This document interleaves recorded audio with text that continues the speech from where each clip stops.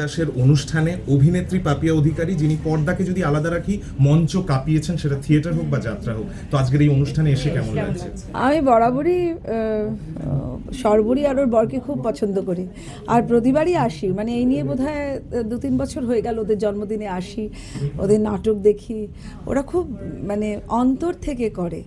এমনি নাটকটা না অন্তর থেকেই করতে হয়, কিন্তু খুব মানে ওদের আবেগটা এত বেশি এবং এত কষ্ট করে করেছে। আর এবং রবীন্দ্র সদন পেয়েছে, রবীন্দ্র সদন এর আগে পাইনি। মানে বিজেপি সরকার না এলে তো রাস্তায় দাঁড়িয়ে করতে হতো আর কি। তো রবীন্দ্র সদন পেয়েছে, মানে ওই জন্য আমার ভীষণ একটা ইম্পর্টেন্ট জায়গায় চলে যাচ্ছিলাম, নর্থ ক্যালকাটা। সেখানে কলেজের সব ছেলেমেয়েরা রাজনীতি ভুলে রাস্তায় নেমেছিলেন, প্রতিবাদে সোচ্চার হয়েছিলেন। তেমন আমি যেমন ভারতীয় জনতা পার্টির রাজ্য সম্পাদিকা হিসেবেও যেমন রাস্তায় ছিলাম, তেমনি আমাদের দল নয়াবাদ তিতাস তৈরি করেছিল নাটক রামবাবু, যা অভয়ার প্রেক্ষাপটকে সামনে রেখে। ফলে রামবাবু নাটক ছিল জীবন্ত দলিল অভয়ার অত্যাচারের। আমরা এই রামবাবু পশ্চিমবঙ্গে করেছি, দিল্লিতে আমরা ভারত রঙ্গমহোৎসবে করেছি, কিন্তু দুঃখের বিষয় আমরা পশ্চিমবঙ্গে সরকারি হল পাইনি। আমরা আজকে যখন রবীন্দ্র সদনে ঢুকছি, তখন এখানকার যারা কাজ করেন, গেটে থাকেন, টর্চ দেখান, হল দেখেন, তারা বলছেন, দিদি আপনি 6 বছর পর রবীন্দ্র সদনে এলেন। তো আমি বললাম, এটা আমাদের কিছু করার নেই, আমাদের ঢুকতে দেয়া হতো না। আমাদের বলা হয়েছিল, আমরা ব্রাত্য, কারণ আমরা বিরোধী রাজনীতি করি। কিন্তু আজ আপনাদের সামনে কথা দিলাম, ভারতীয় জনতা পার্টির এই সরকার প্রতিষ্ঠা হওয়ার পর থিয়েটার কোনো রাজনীতির রং দেখবে না। থিয়েটারের মানুষ থিয়েটার করবেন, থিয়েটারের মানুষ থিয়েটার।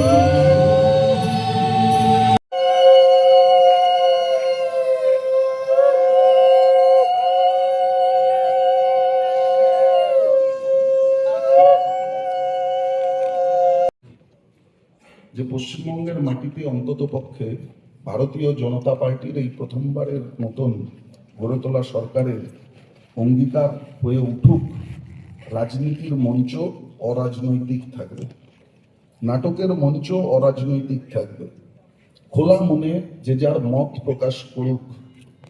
এই কথা এই কারণে বললাম, আমাদের নাট্য দলে এর আগের যে নাটকটা আমরা মঞ্চস্থ করেছিলাম, সেই নাটকটি ছিল রামবাবু। সমাজের একটা ভয়ঙ্কর প্রেক্ষাপটকে আমরা নাটকের মঞ্চে উপস্থাপন করেছিলাম। এখানে সঞ্চালনের দায়িত্ব আমি আমার গুরুর কাঁধে দিয়ে নিজে এবার নাটকের চরিত্র হবার জন্য ভেতরে গেলাম।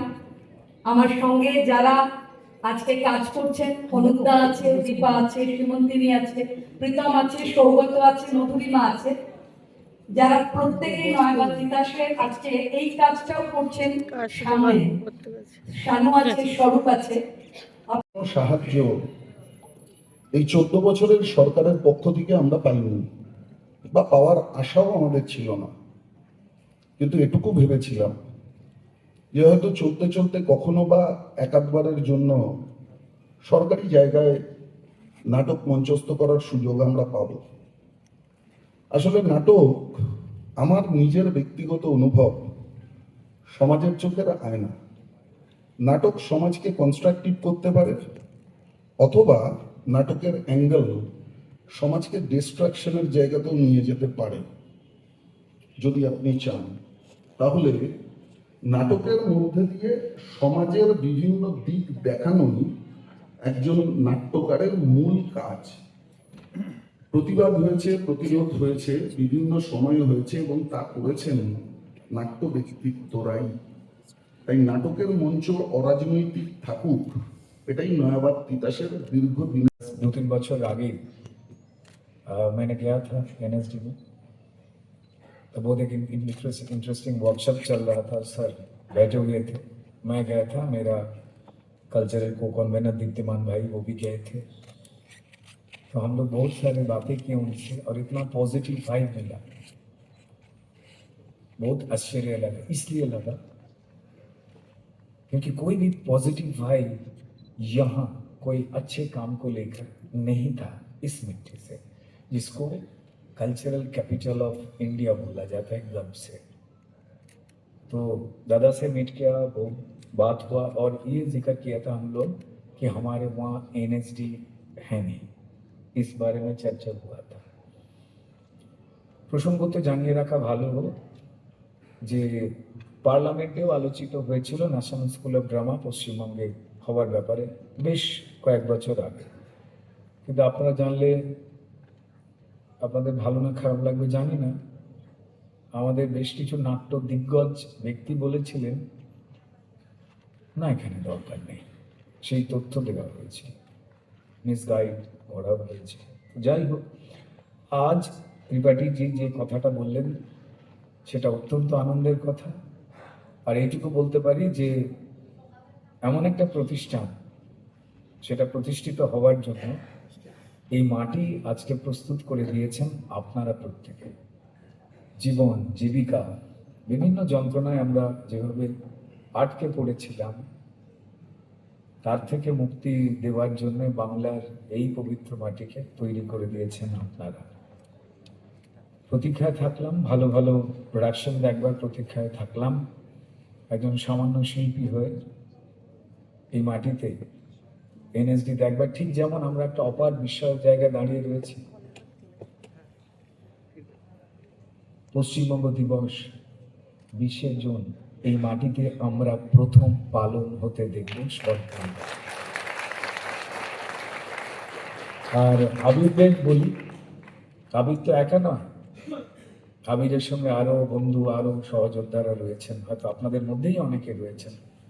যে লড়াইটা আবিরেরা করছে, ভগবান শ্রী রামচন্দ্রের বনবাস কাটিয়ে ফিরতে লেগেছিল ঠিক 14 বছর, আর তিতাসের 14 বছর পর এই সরকারি জায়গায় আপনাদের সবার ভালোবাসায় তারা জড়ো হয়েছে আবার একটা সুন্দর প্রোডাকশন দেওয়ার জন্য, একটা সুন্দর আলোচনার জন্য।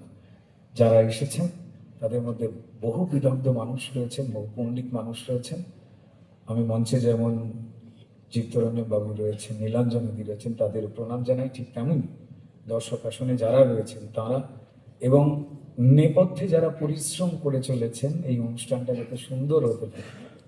এবং আমার প্রিয় শিল্পী বন্ধুরা যারা এখন সাজঘরে আপনাদের কাছে কিছু পরিবেশন করবার জন্য, নিজেকে নিংড়ে দেবার জন্য প্রস্তুত হচ্ছেন, সবাইকে নয়াবাদ তিতাসের শুভচিন্তক যারা নয়াবাদ তিতাসের লড়াকু কর্মী, তাদের প্রত্যেককে প্রণাম এবং ধন্যবাদ জানাই।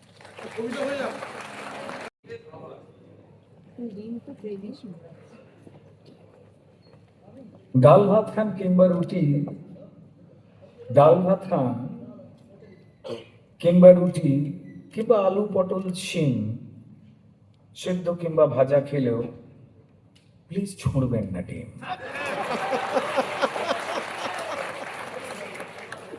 মুরগিরও তো মন আছে, মুরগিরও তো মন আছে, সে কষ্ট করে ডিমটা পাড়ে। মুরগিরও তো মন আছে, সে কষ্ট করে ডিমটা পাড়ে। সেদিন না হয় নাই ছুঁড়লেন কারুর মুখ বা ঘাড়ে,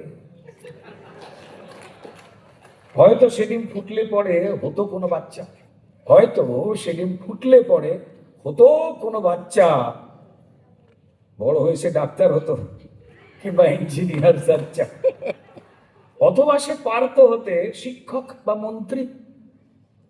তাই ডিমটা ছোঁড়ার আগে নিন না ভেবে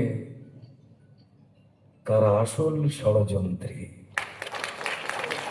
আমি সবাইকে অনুরোধ করবো, এই ধরনের দৃশ্য খুব বেদনার, আমার এই দৃশ্য দেখতে ভালো লাগে না, নিশ্চয়ই আপনাদেরও লাগে না, আমার কারুর আমি জানি।